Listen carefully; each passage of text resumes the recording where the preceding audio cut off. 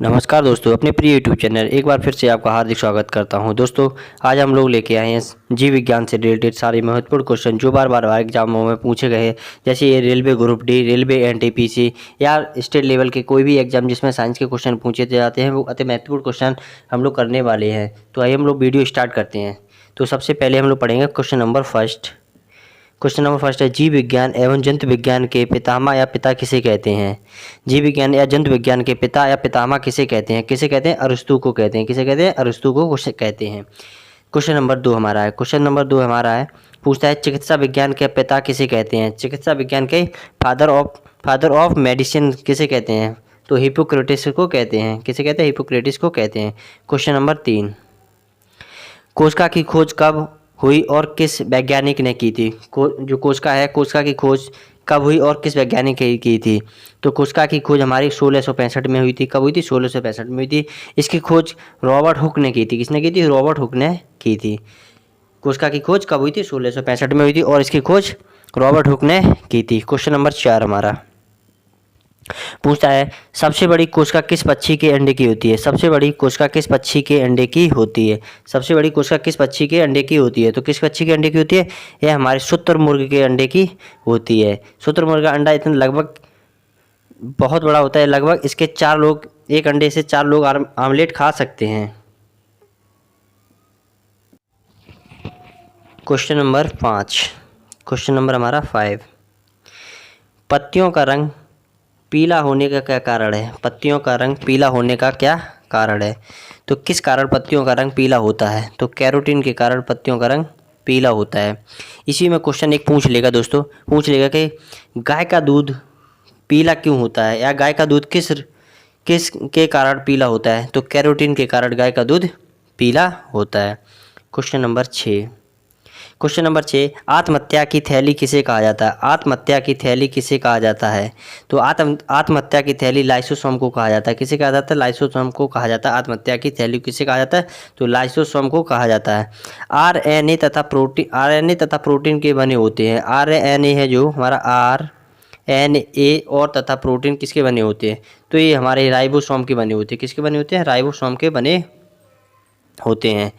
तो ये हमारे क्वेश्चन नंबर 7 हो गए। इसके बाद हम लोग क्वेश्चन नेक्स्ट पढ़ेंगे,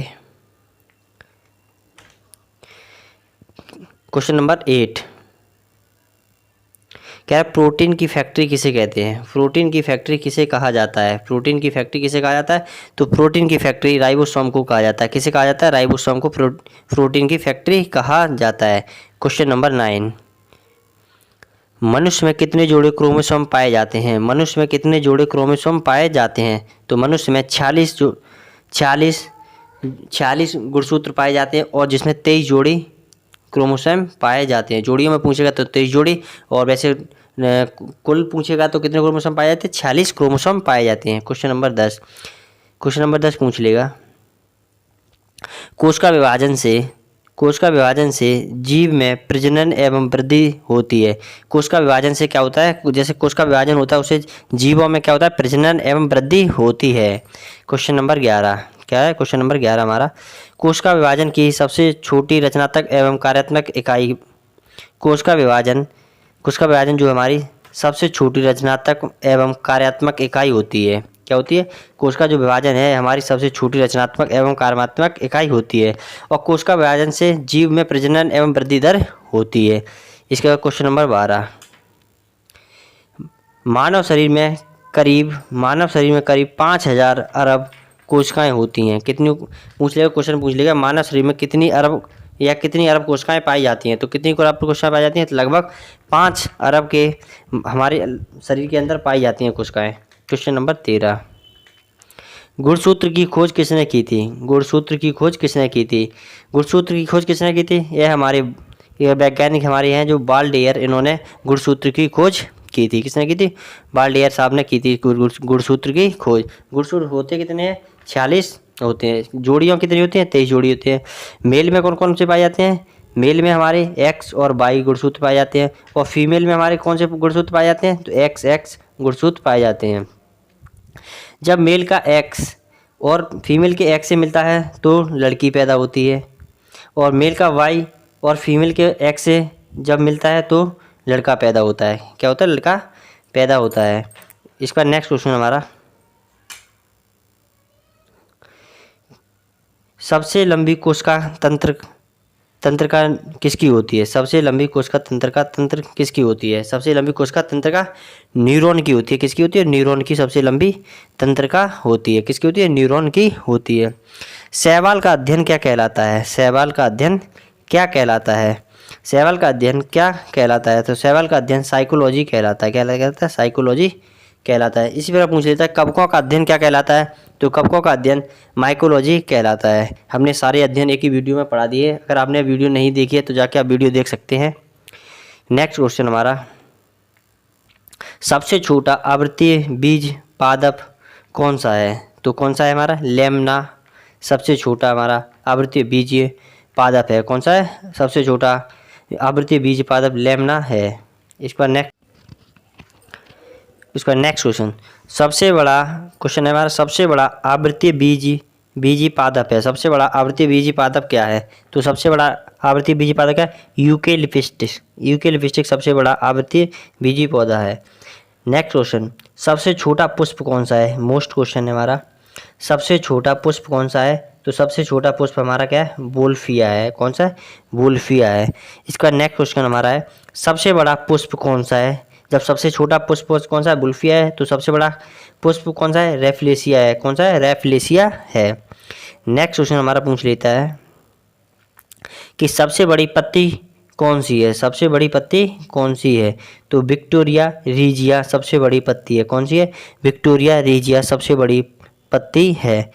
नेक्स्ट क्वेश्चन हमारा, सबसे छोटा बीज कौन सा है? ये चानिए जा है। कौन सा है? बीज कौन सा है? तो सबसे छोटा बीज कौन सा है? आर्किड है। कौन सा है? आर्किड है।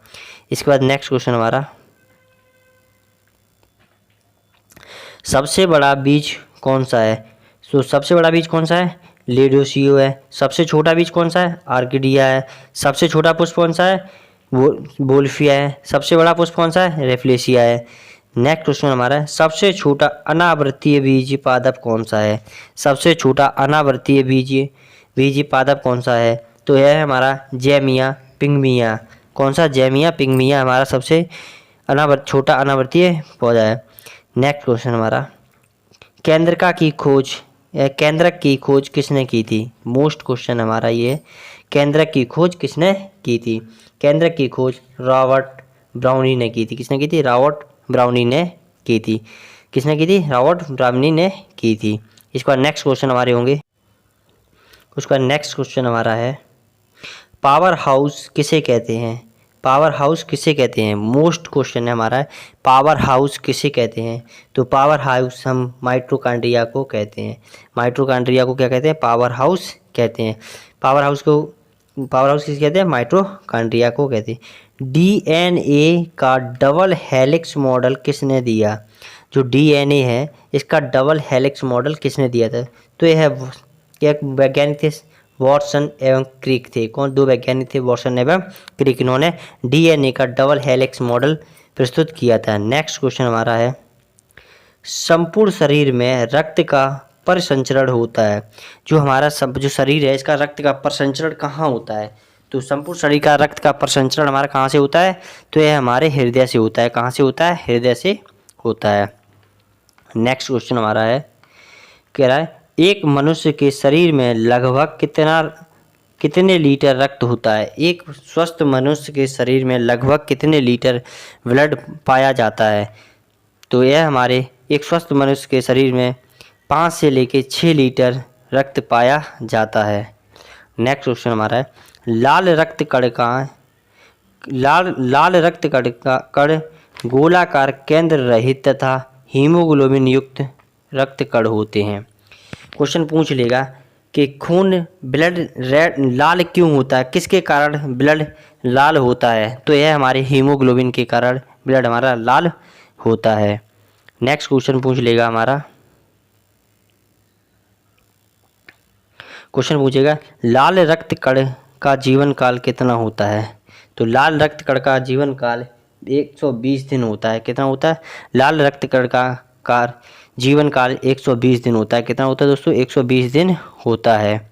इसका नेक्स्ट क्वेश्चन पूछ लेता है, वो हमारा मोस्ट इम्पोर्टेंट क्वेश्चन है कि लाल रक्त कण जो आरबीसी है हमारी, इसका मुख्य कार्य क्या होता है। जो लाल रक्त कण का, जिसे आरबीसी बोलते हैं, इसका मुख्य कार्य क्या होता है। तो इसका मुख्य कार्य ऑक्सीजन और CO2 का संवहन करना होता है। क्या, ऑक्सीजन ले जाना और कार्बन डाइऑक्साइड बाहर लाना इसका मुख्य कार्य होता है। तो ये हमारे बायोलॉजी की श्रृंखला में आज पार्ट 1 है। इस तरह के और हम भी पार्ट स्टार्ट कर दिए करेंगे। अगर वीडियो पसंद आई तो वीडियो को लाइक करें, शेयर करें, सब्सक्राइब करें। Thank you so much.